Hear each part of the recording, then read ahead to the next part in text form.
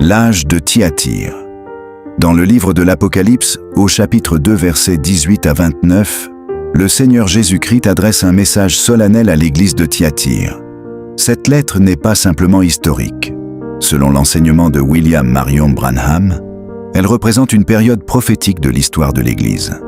Dans la Bible, Jésus se présente ainsi. « Voici ce que dit le Fils de Dieu, celui qui a les yeux comme une flamme de feu et dont les pieds sont semblables à de l'airain ardent. » Apocalypse 2, 18. Cette description montre un Christ juge, un Christ qui discerne les cœurs et qui marche au milieu de son Église. 1. La période prophétique de Thyatire. Selon William Branham, l'âge de Thyatire couvre environ 606 à 1520 après Jésus-Christ. Cette période correspond à ce que l'histoire appelle le Moyen-Âge religieux, ou encore l'âge des ténèbres. Pourquoi 606 ? Parce que c'est vers cette date que l'évêque de Rome fut officiellement reconnu comme chef universel de l'Église, marquant la montée complète du système papal. Selon Branham, Thyatire est l'âge où l'Église est entrée dans une union complète avec le pouvoir politique. 2. Tu laisses la femme Jézabel. Le point central du message à Thyatire est cette accusation. Mais ce que j'ai contre toi, c'est que tu laisses la femme Jézabel. Apocalypse 2, 20. Dans l'Ancien Testament, Jézabel était une reine idolâtre qui introduisit le culte de Baal en Israël. Elle persécutait les prophètes et imposait une religion corrompue. Selon Branham, Jézabel représente prophétiquement un système religieux dominant, une église qui mélange vérité et idolâtrie, une union entre religion et politique, une autorité spirituelle oppressive. Il enseigne que cet esprit a dominé l'âge de Thyatire. 3. La persécution des vrais croyants.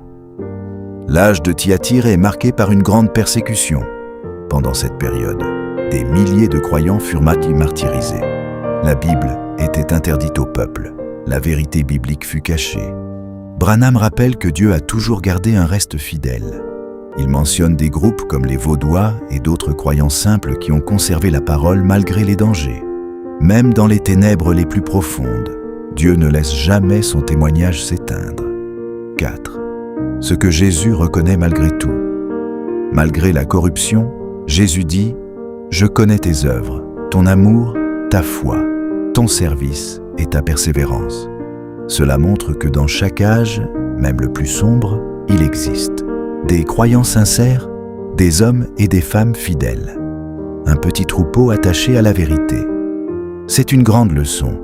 Dieu voit la fidélité, même dans un environnement spirituellement corrompu.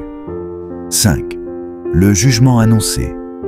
Jésus déclare « Je vais la jeter sur un lit et envoyer une grande tribulation. » Selon Branham, cela annonce le jugement du système religieux corrompu. La tribulation future. La chute finale de Babylone spirituelle. Christ ne tolère pas éternellement la corruption spirituelle. Le jugement vient toujours après la patience. 6. La promesse au vainqueur. Mais le message ne se termine pas par le jugement. Il se termine par une promesse.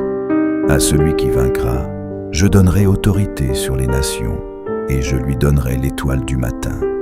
Branham enseigne que les vainqueurs régneront avec Christ. L'étoile du matin représente Jésus lui-même. La récompense et la communion éternelle avec le Seigneur même dans l'âge le plus sombre, la lumière de la promesse brille. Leçon spirituelle pour aujourd'hui.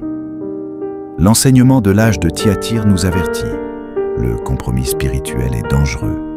L'union entre pouvoir politique et religion peut corrompre Dieu, cherche un peuple séparé et fidèle. L'esprit de Jézabel peut encore agir aujourd'hui. Mais surtout, Dieu garde toujours un reste fidèle. La vérité finit toujours par être restaurée.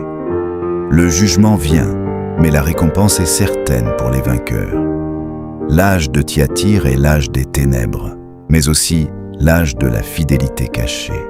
C'est la période où le système religieux domine, la persécution s'intensifie, la vérité semble disparaître, mais Dieu prépare déjà la restauration qui viendra dans l'âge suivant.